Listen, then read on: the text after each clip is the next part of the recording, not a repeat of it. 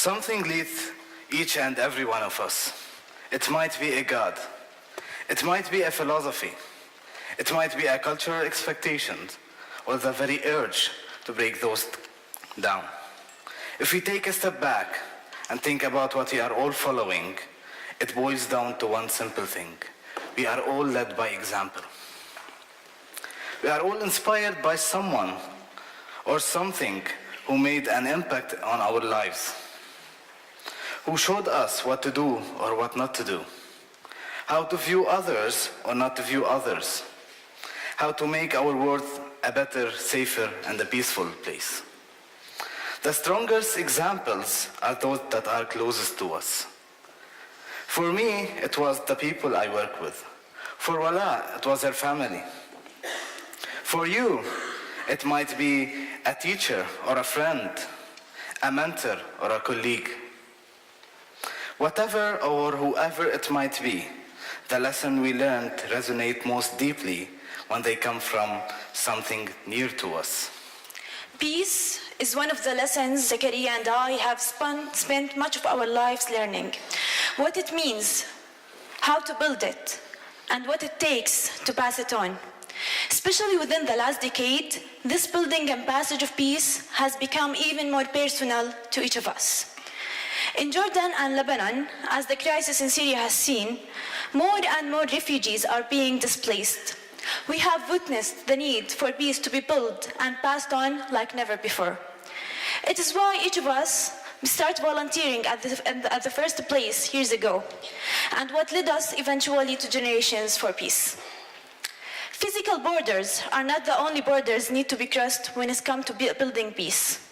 Borders that most of us cross every day within our real life, within our jobs, within our conversations, play an important role in how we transform conflict and instead build sustainable peace. What we've come to learn as committed volunteers in multiple contexts, that the examples that lead others must be brought closer to those who need them most. In order to effectively lead by examples across borders, Wala and I have learned that we must cross a few ourselves. Borders of impact, borders of expectation, and borders of generations. At first, we're going to start with the borders of impact. When it comes to volunteering, some might be tempted to draw lines between real life, our careers, our families, our friends, and the time we spend as a volunteer.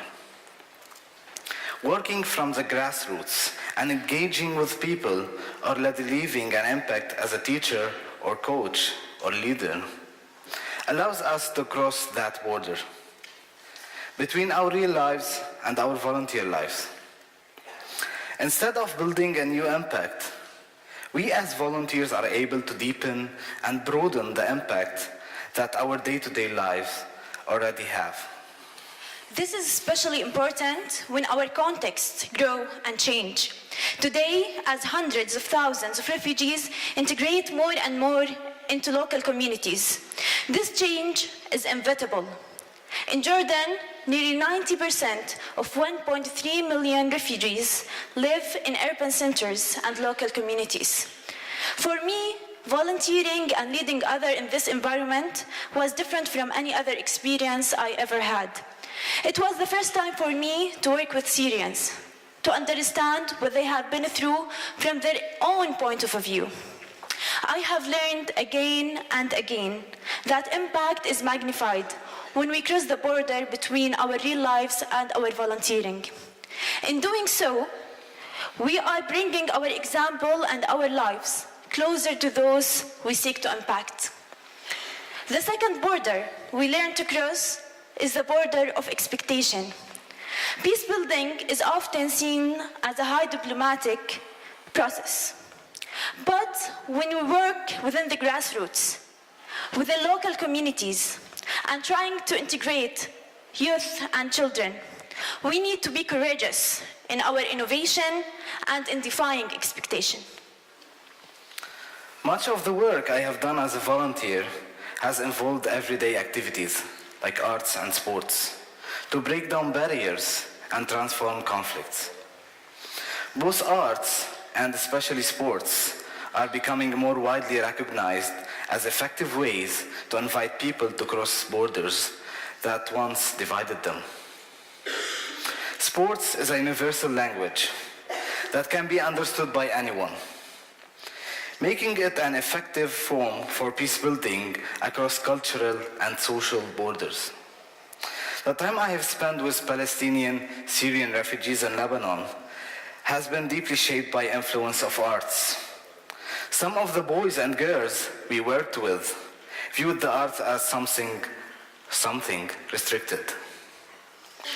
But through the arts they saw and began to create, they realized that they had found an outlet for their stories.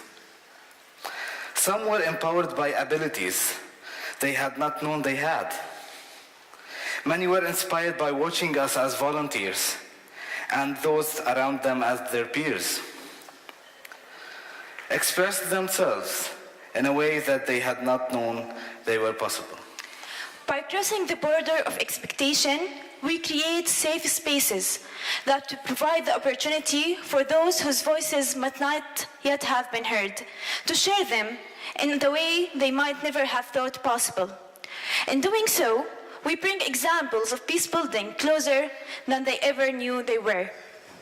The final border we must cross is the border of generations. Building peace is not just up to us, it's up to those we are involved with. If we expect the peace we're building to outlive us, we must be actively passing it on by crossing generational borders, building not only peace, but also peace builders who can continue that process.